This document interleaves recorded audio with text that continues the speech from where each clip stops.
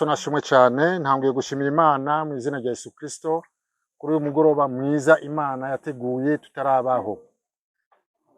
Twarateguye igikorane twataziriye Joining Jesus 2025 kandi cyageze abakozi b'Imana bamaze gushika mu gihugu cyacu. Nivyo gushimira Imana cyane gose.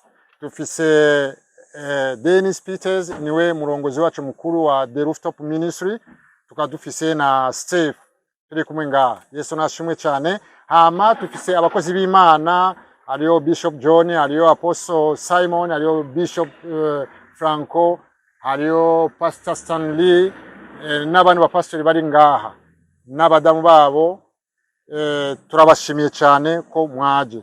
Ni gikorane kizoba ari gikorane kinini cyane kugira ngo tubwire abantu ubutumwa bwiza bwa Kristo Yesu, abantu bakizwe n'abasubiye inyuma dushobore kandi kubazana kwa Kristo Yesu.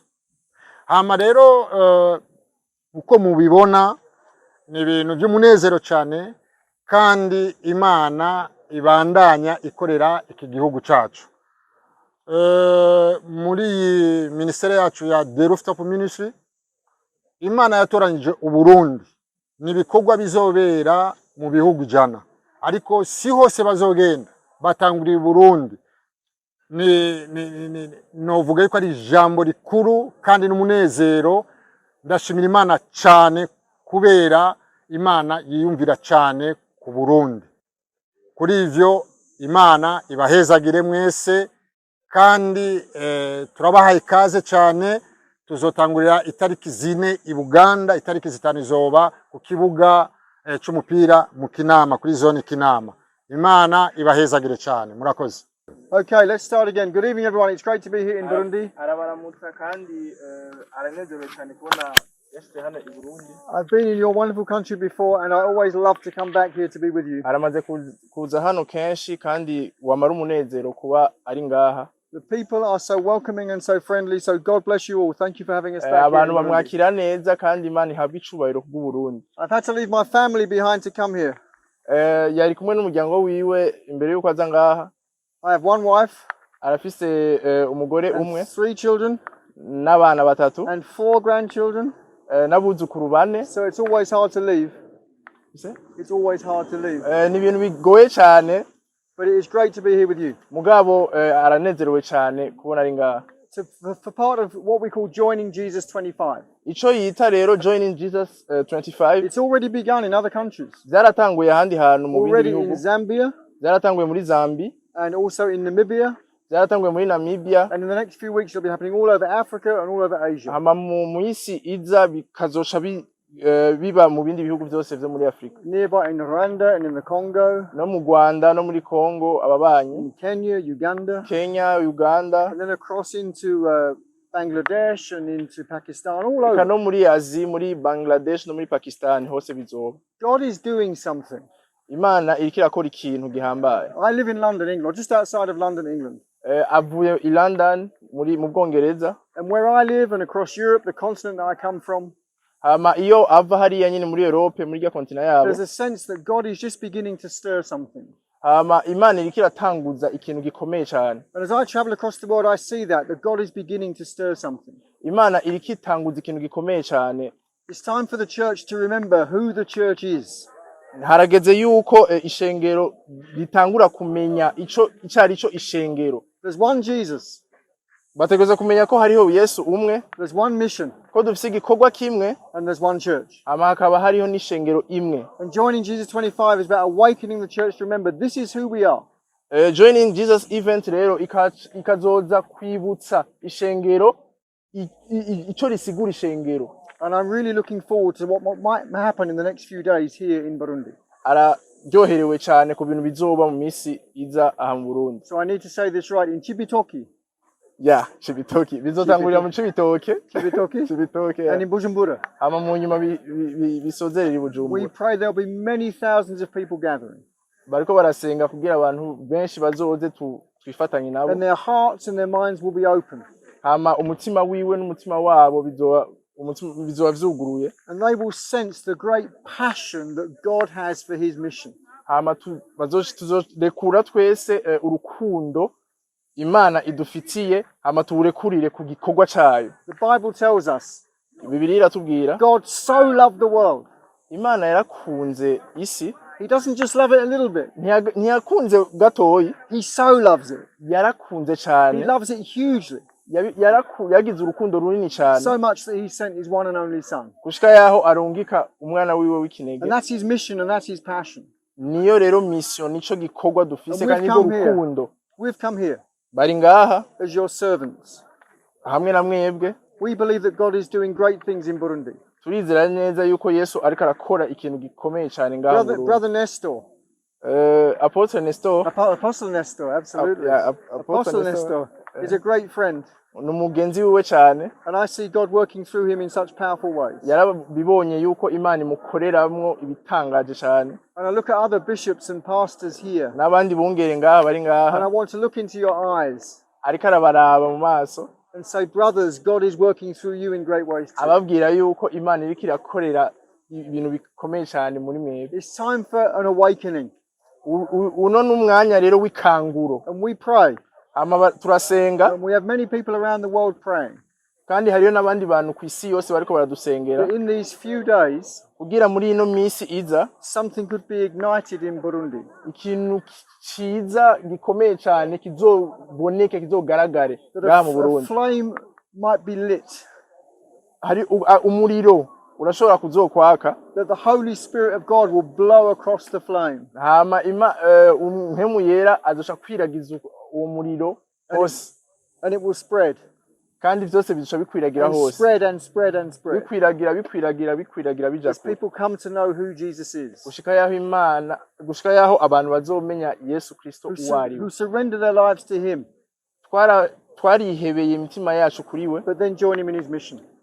Mugushikira Yesu, mugushika kuri mission yiwe. Disciples who make disciples who make disciples. Abigishwa bagira abigishwa bakongera bakagira abandi abigishwa. So thank you so much for your welcome. Murakoze cyane kubona mwatwakiriye. And remember, azokwama vyibuka. One Jesus.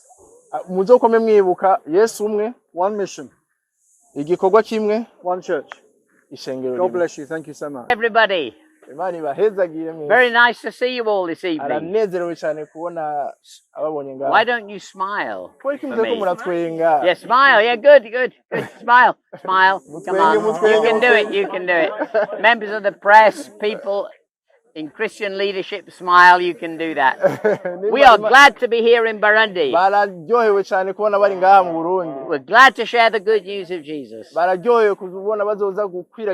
are serving you. Burundi might only be a small country. Small compared to America. Or China. Or Russia. But I want to tell you something. God could start something here that changes the world.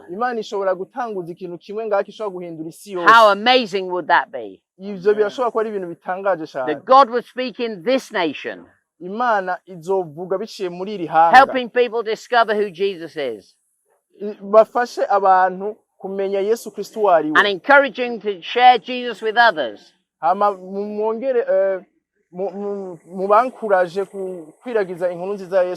Making disciples who share disciples with others.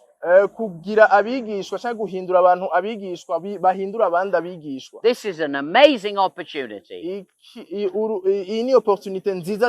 Who knows what God will do in this nation? Starting something here that will spread all over Africa with the good news of Jesus. It's easy to think Burundi is a small country. But what if you were a country that set things ablaze for the whole of Africa?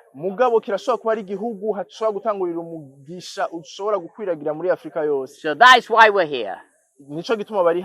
One Jesus, one mission, one church. hama ishengero rimwe. And we believe that something special will happen in the next few days. Barizeye yuko hari ikintu gishasha kandi gihambaye gishobora kizokoreka mu minsi iza. Thank you for the apostles and bishops who've worked so hard on this event. N'abakozi b'Imana bari ngaha. Thank you to all of you. Arabashimiye mwese. Thank you for your hard work. Arabashimiye ku gikorwa gihambaye cyane. We look forward to all that God will do in the next few days. Bararyoherewe cyane ku byo Imana izokora mu minsi. And we're glad to be here to be part of that. Araryohewe kandi kubona azo contribute muri May God bless you. Imana ibahezagire cyane. May God bless you. Imana ibahezagire May cyane. God bless you. Imana ibahezagire cyane. We are excited to be here. Bararyohewe cyane kuba ari ngaha. And look at you.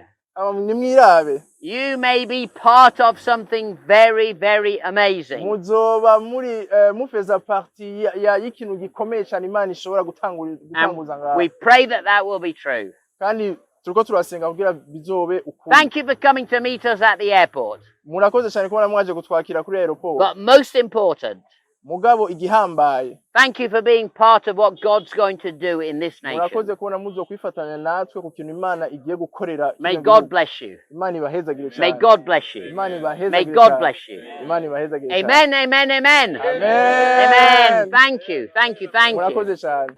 Yesu nashimwe cyane. Amen. Turamukije amahoro y'Imana. Natwe turanezerewe cyane kubw'uyu mwanya n'iyi saha nziza. Kuri uyu munsi w'itariki imwe z'ukwezi kw'icumi umwaka w'2025 kwakira abakozi b'Imana beza nk'aba batoranijwe n'Imana kugira ngo babe mu gihugu cyacu cy'u Burundi. We are so happy to receive the men of God chosen by God here in Burundi. Subwa mbere tubakira. It's not the first time to welcome you in this country. Tumaze kubakira inshuro zitari nkeya. It's not the first time, but many times you visit us. Kandi twababonyemwo ijambo ry'Imana riri mu kuri. And we saw the word, the true word of God from. Umaze kumva iki civugo Yesu umwe igikorwa kimwe n'ishengero rimwe. When you realize that that word is one church, one Jesus. Ni civugo ciza cyane. Is a good word. It's a good word. Gituma ishengero riba rimwe. That make church being one. The unit of the church. Spread the unit in church. Kandi turizeye yuko tuzokwakira abantu benshi muri ibyo bikorane bibiri. And we believe that we're going to receive many people in Amen. this event. Kubera igikorane twaragiteguye neza cyane. We prepare very well the conference. Kandi aho kizokorekera hose umutekano urakwiyumeze neza cyane. Everywhere there is security. Kandi bariteguye no kubakira. And the people are ready to receive. Mu Cibitoki nahi Bujumbura. Rero kubw'ivyo turabahaye ikaze. For that reason we welcome you. Kaze mu izina rya Yesu Kristo. You are most welcome in the mighty name of Jesus. Imana izibarongore. May God biciye kuri mpwemu yera. Through the Holy Spirit. Imana ibahezagire. Amen. Amen.